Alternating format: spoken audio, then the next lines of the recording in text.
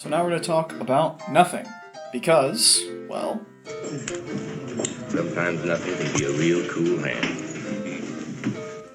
in this case, when we're referring to nothing in terms of set theory, we're talking about a thing called the empty set, where the empty set is the set that doesn't contain anything. It is nothing, but in a very specific mathematical way.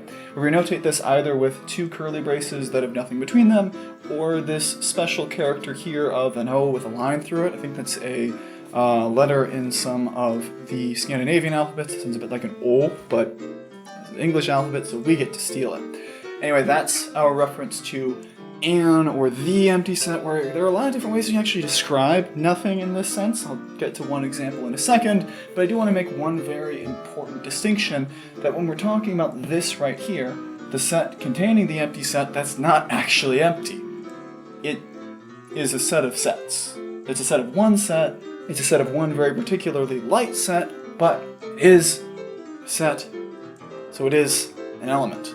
This is not the empty set. It's just the set containing the empty set. It's very, very special. It's very, very unique. But just be really careful that when we're talking about the notation of the empty set, we're specifically looking at things like that, not things like this. But this is all very abstract and loose and notational, so let's take a quick example to understand how this actually works.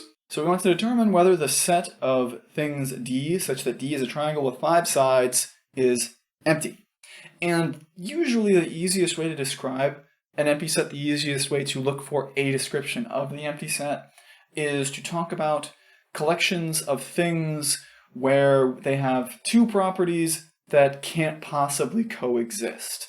That's getting an idea called an intersection, and things with complements, and a whole lot of other stuff that we're going to develop more throughout this chapter and actually later on as well. But for now, what we should understand looking at that set of things is that triangles, by definition, have 3 sides.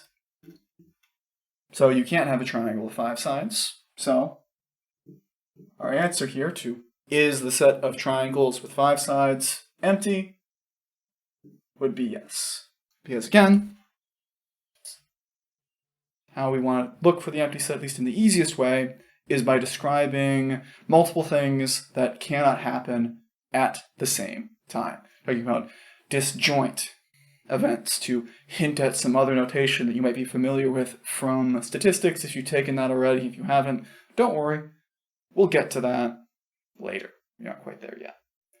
Anyway, that's the basic idea of what the empty set is, as well as how we can refer to it. So let's talk instead about what it might mean and how we might write that a thing is in a set. We're going to define our notation for set membership, for set elements.